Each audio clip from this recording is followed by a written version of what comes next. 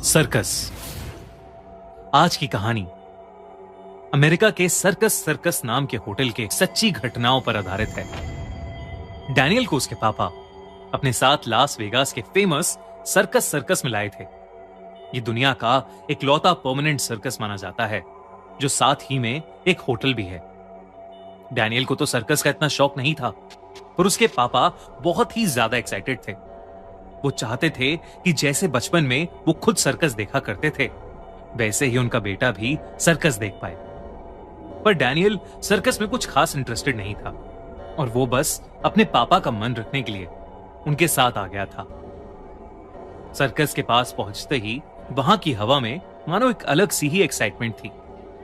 Daniel और उसके पापा शो के एक दिन पहले ही वहां पहुंच गए थे, इसलिए उन्होंने सर्कस के होटल में रेस्ट करने के लिए एक रूम ले लिया था।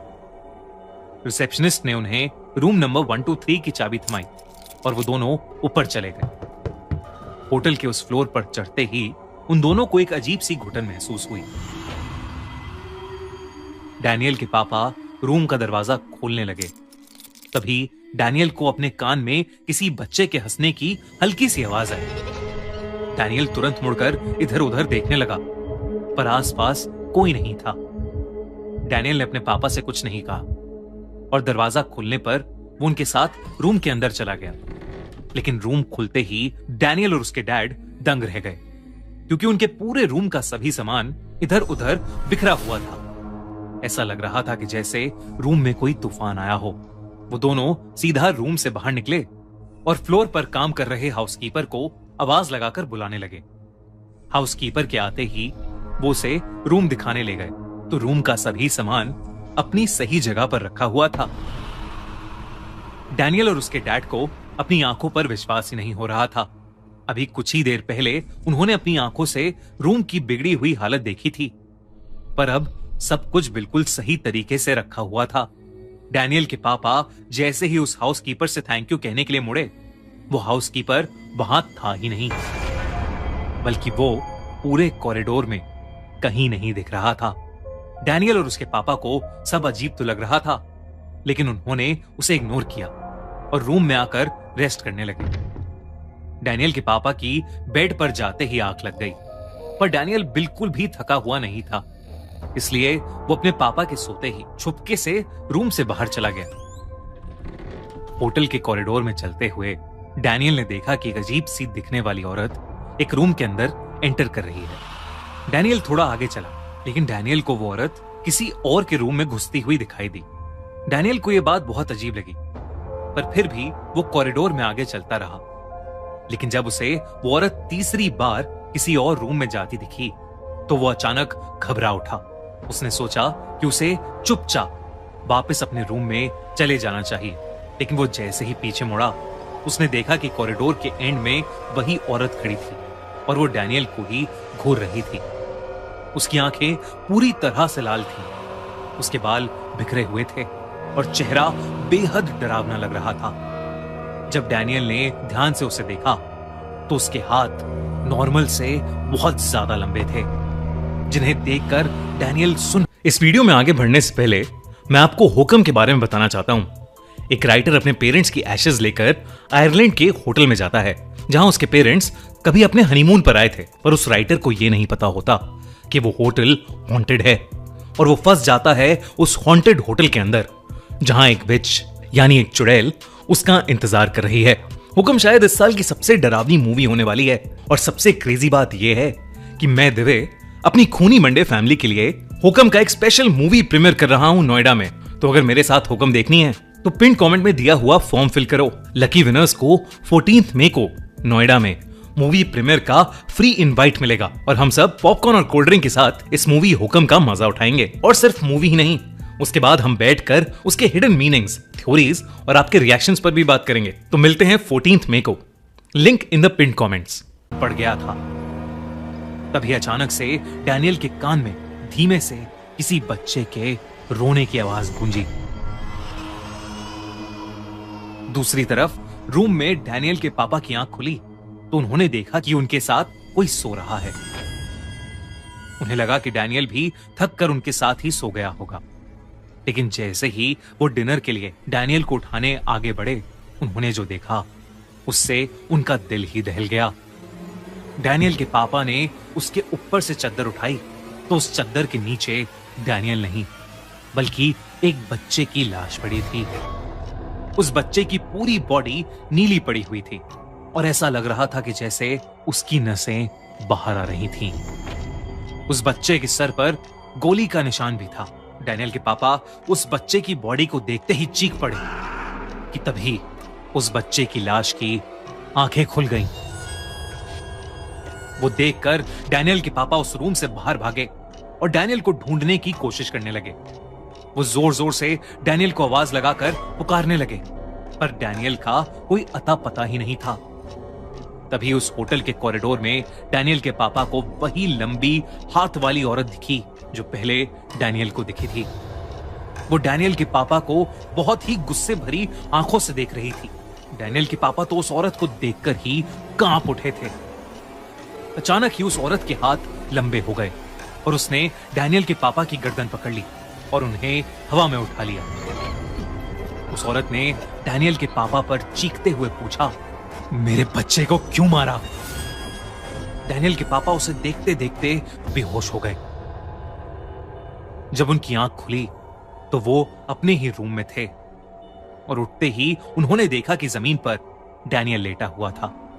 डैनियल के पापा तेजी से उसके पास गए तो उन्होंने देखा कि डैनियल सांसें नहीं ले रहा है। डैनियल के पापा को कुछ भी समझ नहीं आ रहा था कि तभी उनकी नजर सामने की तरफ पड़ी। वहां वही औरत उस बच्चे के साथ खड़ी थी जिसकी लाश डैनियल के पापा ने अपने बिस्तर में देखी थी। अगली सुबह हाउसकीपर के बार बार नॉक करने पर भी किसी ने जब दरवाजा नहीं खोला तो होटल के स्टाफ ने उस रूम का दरवाजा तोड़ दिया और रूम के अंदर से डैनियल और उसके पापा को बेहोशी की हालत में पाया गया। उन्हें फौरन हॉस्पिटल एडमिट किया गया, जहां वो दोनों होश में आए और उन्होंने अपने साथ हुआ पूरा किस्सा सबको बताया। तब उन्हें पता चला कि सर्कस होटल हॉन्टेड है और कुछ सालों पहले रूम नंबर 123 में सर्कस में काम करने वाले एक माँ और बेटा रहते थे, जिनकी एक दिन सर्कस के बाद कुछ गुंडों से बहस हो गई और उन गुंडों ने गुस्से में आकर उन माँ बेटे को गोलियों से मार डाला। वो औरत उस दिन अपना सर्कस का लंबे हाथों वाला कॉस्ट्यूम भी नहीं उतार पाई थी और तब से वो वैसे ही उस होटल में भटकती है और सर्कस होटल को हॉन्टेड माना जाता है। वो औरत और उसका बच्चा हर किसी को अपनी मौत का दोषी मानते हैं और हो ना हो डैनियल और उसके पापा का सामना भी उन्हीं से हुआ था। ये कहानी हमारे एक व्यूअर आयशी ने हमें भेजी है और ये उनके मामा के साथ हुई सच्ची घटना पर आधारित है। कुछ साल पहले मुझे बंगाल के एक छोटे से शहर में फैक्ट्री इंस्पेक्शन के लिए जाना पड़ा, जहां काम खत्म होते होते मुझे काफी लेट हो गया था। इसीलिए मैं उस फैक्ट्री के पास वाले होटल में जाके ठहर गया।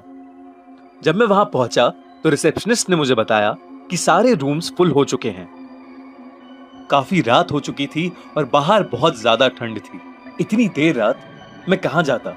मैंने उस रिसेप्शनिस्ट से बहुत रिक्वेस्ट करी और मेरी लाख मिन्नतों के बाद उसने मुझे 6th फ्लोर पर एक रूम दे दिया। पर रूम में जाते जाते उसने मुझसे एक बात बोली जिसे सुनकर मुझे थोड़ा अजीब लगा। वो बोला कि आप अपना रूम 12 बजे के बाद बिल्कुल मत खोलिएगा। मैंने उस बात पर ज्यादा गौर नहीं किया और उसे पानी की बोतल भिजवाने के लिए बोलकर मैं अपने रूम चला गया। मैं इतना थका हुआ था कि मुझे कब नींद आई मुझे पता ही नहीं चला। मैं सो ही रहा था कि मेरे रूम पर ठक ठक हुई। मुझे लगा कि फाइनली पानी की बोतल आ गई है। मैंने उठ के देखा तो कमरे में एकदम अंधेरा था और शायद होटल की लाइट भी चली गई थी। जब मैंने दरवाजा खोला तब मैं नींद में ही था, तो मैंने टाइम पर ध्यान नहीं दिया।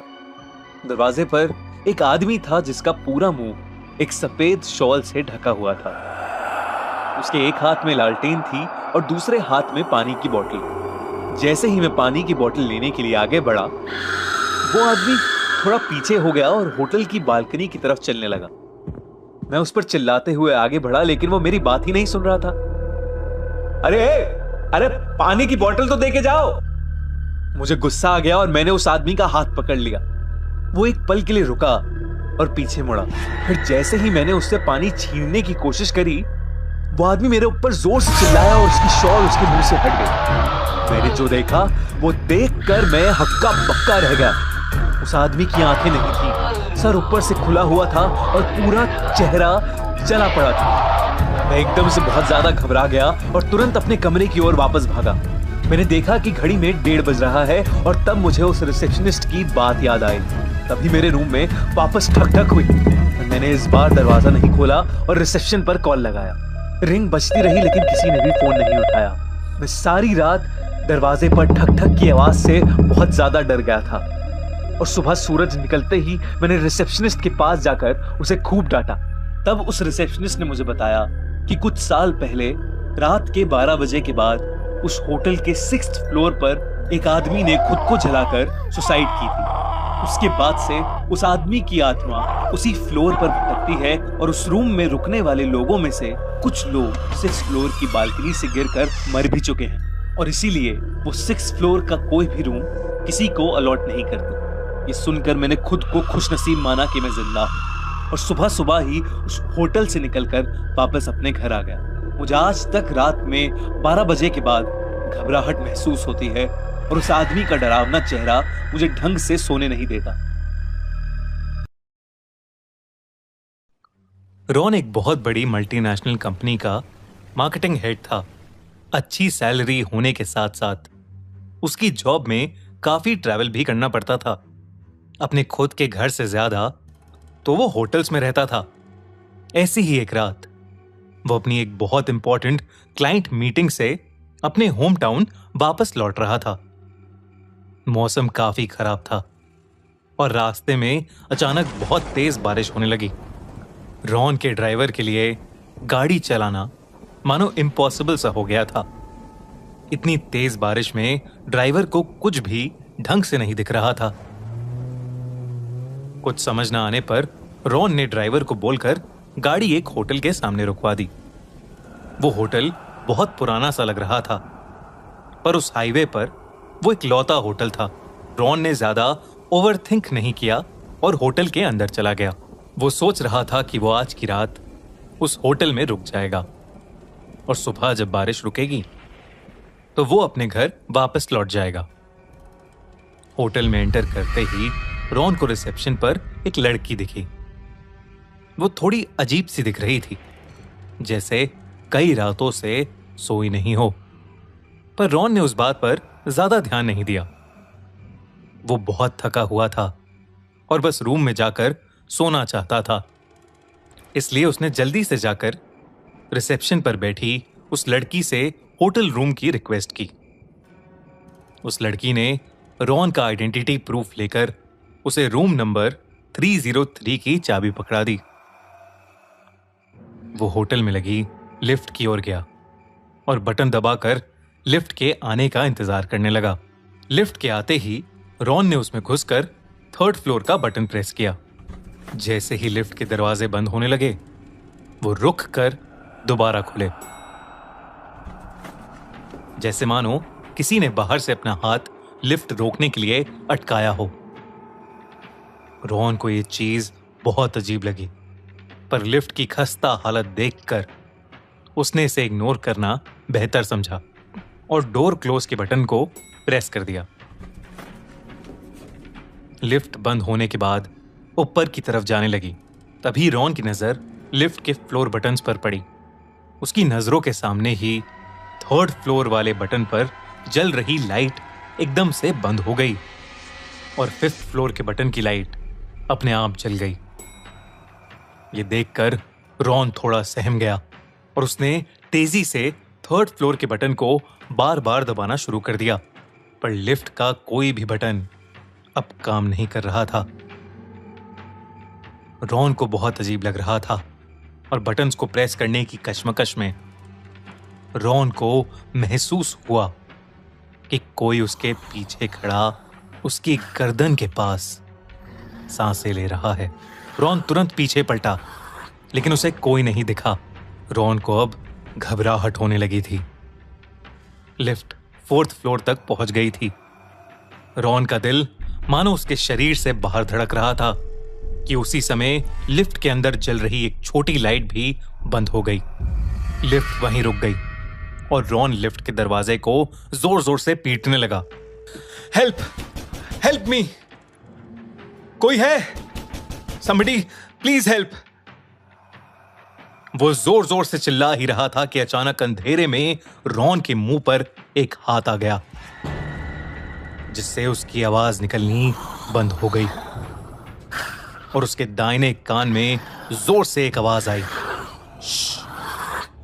अब रॉन की हालत इतनी खराब हो गई थी कि वो होश खोने लगा था। पर कुछ ही सेकंड्स में लाइट वापस आ गई। अब भी लिफ्ट में अपने अलावा रॉन को कोई और नहीं दिख रहा था, पर उसे यकीन था कि उस लिफ्ट में उसके साथ कोई तो जरूर है। इतने लिफ्ट 5th फ्लोर पर जाकर रुकी और उसके दरवाजे खुले। लिफ्ट के खुलते ही रॉन सीढ़ियों की तरफ भागा।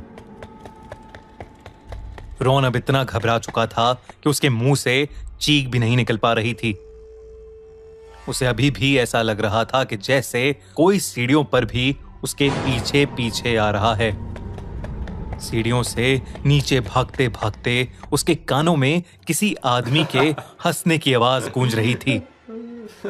जैसे तैसे करके रॉन रिसेप्शन तक पहुंचा और हाफते हुए रिसेप्शन वाली लड़की से कहने लगा, लिफ्ट लिफ्ट 5th फ्लोर, वो आदमी, वो। रिसेप्शनिस्ट ने रॉन को पानी दिया और फिर रॉन ने रिसेप्शनिस्ट को अपने साथ हुआ पूरा किस्सा बताया। उसके बाद उस रिसेप्शनिस्ट ने रॉन को कुछ ऐसा कहा जिससे रॉन के होश उड़ गए। उसने कहा, सर 5th फ्लोर? हमारे होटल में तो सिर्फ 4 ही फ्लोर्स हैं। ये सुनकर रॉन कुछ सेकंड्स के लिए सुन्न पड़ गया। अपने साथ हुई घटना को वो बयां ही नहीं कर पा रहा था। रॉन घबराहट में उस होटल से बाहर निकला और अपनी गाड़ी की तरफ दौड़ा। उसका ड्राइवर वहीं गाड़ी के अंदर लेटा हुआ था। उसने ड्राइवर को जल्दी से गाड़ी स्टार्ट करने को बोला और ड्राइवर ने भी उसकी हालत देखकर तुरंत गाड़ी स्टार्ट की और उस होटल से निकलने लगा। होटल से निकलते हुए रॉन ने गाड़ी के रियर व्यू मिरर में देखा तो उसे होटल की एंट्री पर खड़ी वो रिसेप्शनिस्ट दिखी और उसी के पीछे खड़ा एक बड़ा सा काला साया था जो उसे देखकर मुस्कुरा रहा था। उस दिन के बाद से रॉन को लिफ्ट में जाने से डर लगने लगा। वो फिर कभी अकेले लिफ्ट में नहीं जाता, ना ही वो अब कभी देर रात में ट्रैवल करता है। उसे कभी कभी सपने आते हैं कि वो एक लिफ्ट के अंदर है और वो लिफ्ट उसे एक ऐसी जगह ले जा रही है जो असलियत में है ही नहीं और जहां वो हमेशा हमेशा के लिए फंस जाएगा। ये कहानी जुलाई 2015 की है, जिस साल आशीष ग्रेजुएट हुआ था और उसे यूएसए में एक बहुत अच्छी जॉब का ऑफर मिला था। फेयरवेल के लिए आशीष के 4 दोस्तों ने उसे मसूरी ले जाने का फैसला किया। आशीष के यूएस जाने से 2 हफ्ते पहले वो 3 दिन की ट्रिप के लिए मसूरी निकल गए। पहले के 2 दिन उन्हें बहुत मजा आया। उन्होंने जगह जगह घूम के मसूरी की खूबसूरत वादियों का खूब लुत्फ उठाया।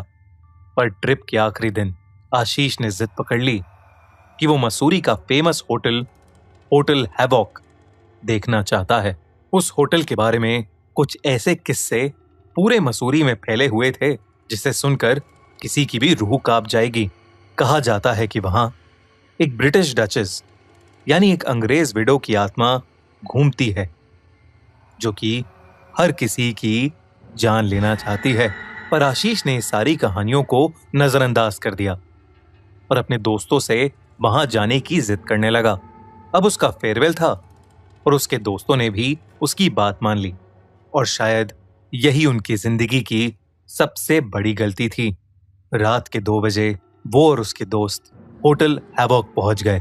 उस होटल के गार्ड ने उन्हें अंदर जाने से बहुत मना किया, लेकिन आशीष नहीं माना तो उसने और उसके दोस्तों ने गार्ड को कुछ पैसे दिए और गेट खुलवा लिया। जैसे ही वो पांचों अंदर घुसे, आशीष का तो दम ही घुटने लगा। उसे लगा कि जैसे उसे सांस ही नहीं आ रही हो। अंदर एक अजीब सी बू थी और उनके फोन का नेटवर्क भी नहीं आ रहा था। वो धीरे धीरे उस होटल को एक्सप्लोर करने लगे। कुछ आगे जाते ही आशीष को ऐसा लगा कि जैसे उनका कोई दोस्त मिसिंग है। उन्होंने अपने आसपास नजर घुमाकर देखी तो सच में उनकी दोस्त नेहा वहां से गायब हो चुकी थी। आशीष ने जब अपने बाकी दोस्तों से पूछा कि नेहा कहां गई, तो किसी को उसके बारे में कुछ नहीं पता था। पहले तो आशीष को लगा कि शायद उसके दोस्त उसके साथ कोई मजाक कर रहे हैं, लेकिन जब नेहा काफी देर तक वापस नहीं आई तो वो सब दोस्त काफी ज्यादा टेंशन में आ गए।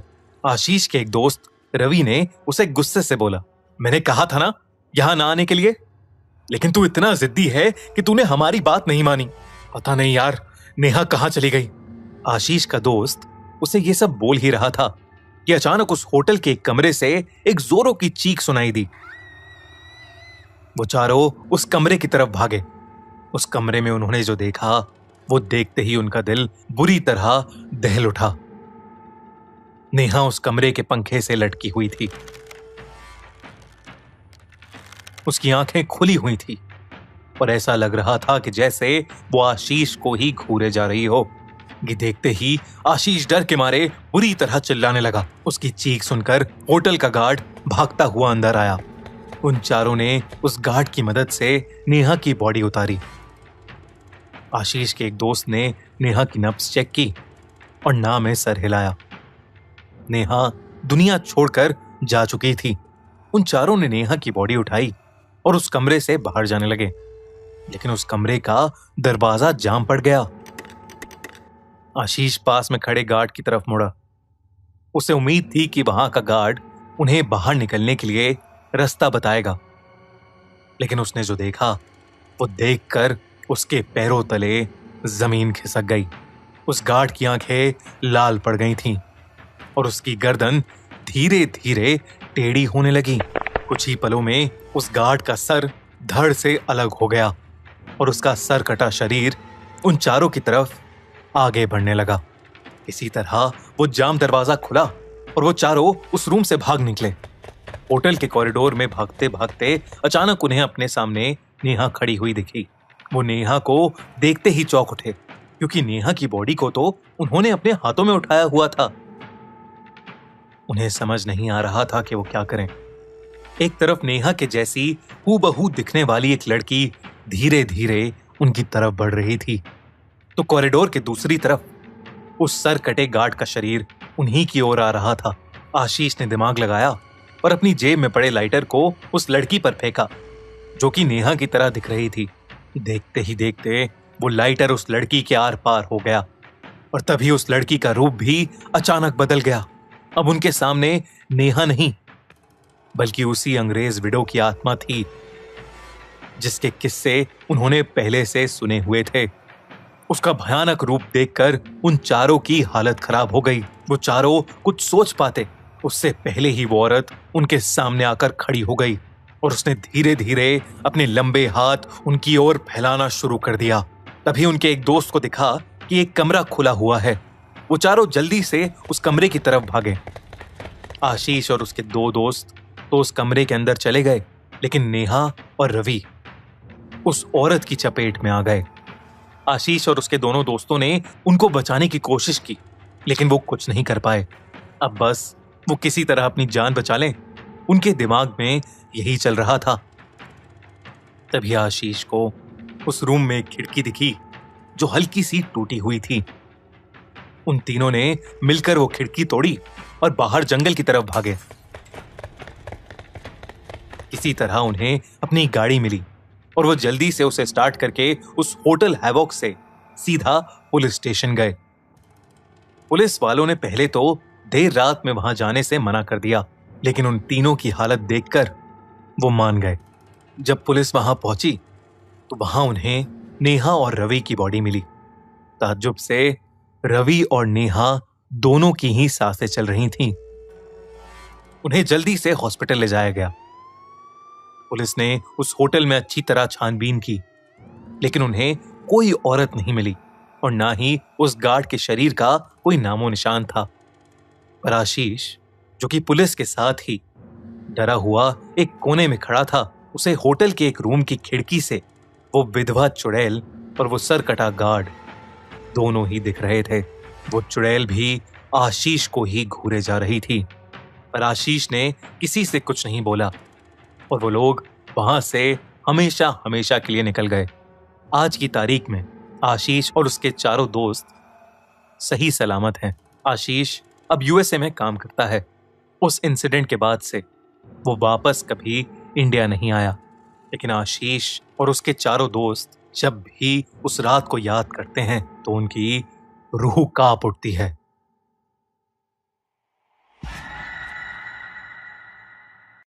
Hotel soulful, haunted hotel in Rajasthan. 3 दोस्त पीयूष, विकास और अमित राजस्थान के एक छोटे से गांव छीत्री आए थे। वो लोग अपने बिजनेस के लिए उस गांव में फैक्ट्री डालना चाहते थे, क्योंकि उस गांव में जमीन और मजदूर दोनों ही काफी सस्ते थे। उस गांव में अमित ने होटल सोलफुल में रुकने का बंदोबस्त किया था। होटल सोलफुल एक छोटा सा होटल था। कोई आलिशान पत्थर नहीं थे उसमें, बस ईंट से बनी सफेद रंग की एक मंजिला इमारत और नीचे खाने का एक वेज रेस्टोरेंट, जिसमें भी टेबल और दरवाजों पर धूल लगी हुई थी, जैसे वहां का चूल्हा हफ्तों से जला ही नहीं था। जैसे ही वो लोग होटल पहुंचे तो उन्होंने देखा कि वहां कोई स्टाफ ही नहीं था। बस वॉचमैन के नाम पर एक बूढ़े से चाचा बैठे थे जो अपनी बीड़ी पी रहे थे। पीयूष और विकास दोनों ही अमित को डांटने लगे, क्योंकि होटल बुक करने की जिम्मेदारी अमित की थी और वो होटल एकदम थर्ड क्लास लग रहा था। उनकी बातों को सुनते हुए वो वॉचमैन चाचा उन तीनों के पास हंसते हुए आए और उनसे पूछने लगे कि क्या वो होटल सोलफुल में ही रुकने वाले हैं। उन तीनों ने सर हिलाकर हाँ कहा और चाचा जोर से हंस पड़े। हंसते हंसते ही फिर उन्होंने चलना शुरू किया और कुछ गुनगुनाते हुए वहां से चले गए। उन तीनों ने उस वॉचमैन चाचा को पागल समझकर उनकी बात पर ध्यान नहीं दिया। तभी रिसेप्शन पर एक आदमी आया, छोटे कद का, घनी मूंछों वाला। उसने उन्हें रूम की चाबी दे दी। वो लोग ऊपर अपने कमरे में गए, अपना सारा सामान रखा और कुछ देर आराम करने लगे। पीयूष को अचानक प्यास लगने लगी और रूम में पानी नहीं था। पीयूष पानी लेने के लिए जैसे ही रूम के बाहर निकला, उसे पायल की एक झंकार सुनाई दी। ऐसी आवाज जैसे कोई पायल पहने भाग रहा हो। पीयूष घबरा गया। उसको यह बात बेहद अजीब लगी, क्योंकि उस होटल में कोई और नजर नहीं आ रहा था। अब उसके फ्लोर के कॉरिडोर के एंड से पायल की आवाज के साथ साथ एक जवान लड़की की हंसने की आवाज भी आने लगी। पीयूष उस आवाज के पीछे जाने लगा कि तभी उसके कंधे पर किसी ने हाथ रखा और पीयूष चीख पड़ा। पीछे रिसेप्शनिस्ट पानी लेकर खड़ा था। पीयूष ने अपनी बौखलाहट में उस रिसेप्शनिस्ट को डांटा और पानी लेकर वापस अपने रूम में चला गया। देर रात विकास रूम के बाहर होटल की बालकनी में खड़ा अपनी गर्लफ्रेंड से बात कर रहा था। उस बालकनी से हाईवे का लंबा रास्ता साफ दिखाई देता था। अचानक उस रास्ते पर एक एक्सीडेंट होता हुआ दिखा। विकास चौंक गया। वो नीचे दौड़ लगाने के लिए जैसे ही मुड़ा तो उसके पीछे सफेद कुर्ते में एक बूढ़ा आदमी खड़ा था। उस आदमी की लंबी सी सफेद दाढ़ी थी और मुंह पर ढेर सारी झुर्रियां थीं। विकास उस आदमी को देखकर घबरा गया था, क्योंकि वो आदमी सिर्फ हाईवे की ओर देखकर मुस्कुरा रहा था। फिर अचानक से उसने विकास को देखा और उसने हंसना बंद कर दिया। वो आदमी जैसे ही विकास की ओर बढ़ा, विकास डरकर अपने रूम में आ गया। रूम में आकर जब उसने अपने रूम की खिड़की से उस हाईवे पर देखा तो वहां कोई एक्सीडेंट नहीं हुआ था। अगले दिन तीनों फैक्ट्री की साइट देखने के लिए निकले, लेकिन गाड़ी शुरू होकर थोड़ा आगे ही बढ़ी थी कि अचानक बंद पड़ गई। साइट जाने के लिए कोई बस या सवारी भी नहीं थी, तो उन तीनों ने रिसेप्शनिस्ट के कहने पर शहर से एक मैकेनिक को बुलाया।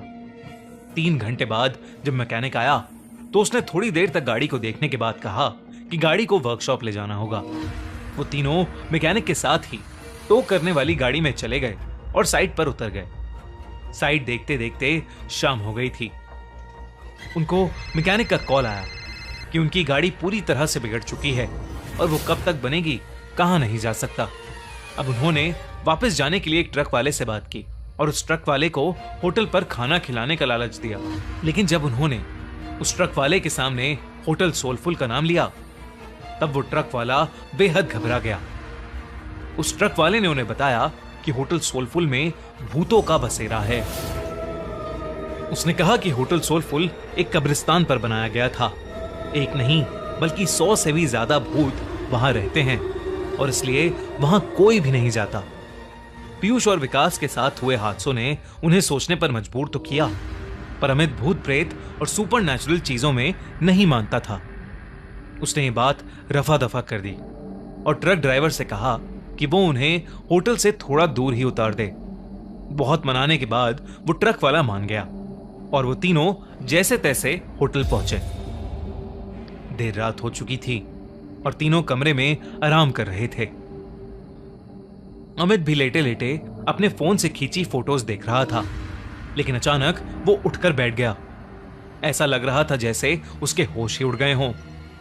उसकी तस्वीरों में उनके ही कमरे में कई सारे बच्चे दिखाई दे रहे थे। वो बच्चे शायद जो उस होटल में बसे भूत थे। अमित के हाथ पांव ठंडे पड़ गए। उसने पीयूष और विकास को जब फोटोज के बारे में बताया तो वो तीनों बहुत घबरा गए। वो उस होटल के रिसेप्शनिस्ट को ढूंढते हुए नीचे आए, लेकिन रिसेप्शनिस्ट का नामो निशान ही नहीं था। वहां उन्हें वो बूढ़े चाचा बैठे हुए मिले।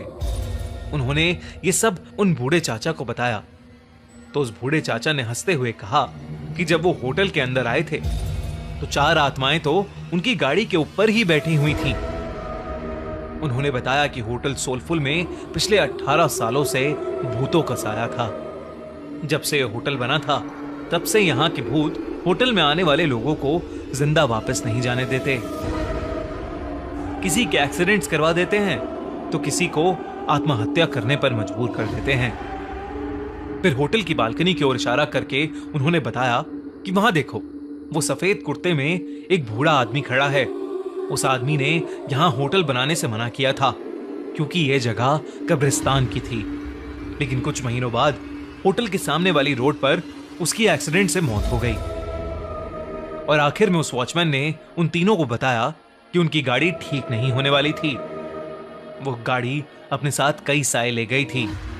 होटल में रहने वाले उन बच्चों की आत्माओं को वो गाड़ी पसंद आ गई थी और शायद इसलिए वो तीनों अब तक जिंदा भी थे। उस बूढ़े वॉचमैन ने उनसे अपनी जान बचाकर वहां से निकल जाने को कहा। ये सब बातें सुनकर उन तीनों के पसीने छूट गए। उन्होंने फैसला किया कि वो अभी के अभी होटल से निकल जाएंगे। वो तीनों अपना सामान लेकर निकल ही रहे थे कि तभी उन्हें वो रिसेप्शनिस्ट मिला। वो तीनों उसे धक्का मार के वहां से तेजी से भागे। हाईवे पर आकर वो लोग आगे जा रही गाड़ियों से लिफ्ट मांगने लगे, लेकिन कोई गाड़ी रुकने का नाम ही नहीं ले रही थी। तभी वो रिसेप्शनिस्ट उनके पास आया और हाफते हुए उनसे पूछा कि वो लोग भाग क्यों रहे थे। रिसेप्शनिस्ट उन्हें होटल में वापस अंदर आने के लिए कहने लगा और तब अचानक से हवा के झोंके से उसका मफलर उड़ गया और उन तीनों को उसके गले में फांसी के फंदे का निशान दिखाई दिया। उन तीनों के पैरों तले जमीन खिसक गई। वो समझ गए कि शायद यहां सभी मर चुके हैं और कोई भी जिंदा नहीं है। तीनों डर के मारे हाईवे के रास्ते पर भागने लगे। भागते भागते जब कुछ दूर तक पहुंच गए तो उन्होंने पीछे पलट कर देखा। हवा में कई सारे भूत उस होटल के चक्कर लगा रहे थे और रोड पर खड़े वो वॉचमैन और रिसेप्शनिस्ट उन्हें देखकर अजीब तरीके से मुस्कुरा रहे थे। चीतरी गांव के बारे में बात करने से आज भी वो तीनों बेहद घबराते हैं। उनकी जान तो बच गई, पर जिंदगी भर के लिए उनके मन में उस जगह का डर बैठ गया था। अगर आपको ये वीडियो अच्छी लगी तो हमारा चैनल खूनी मंडे सब्सक्राइब करना बिल्कुल मत भूलना।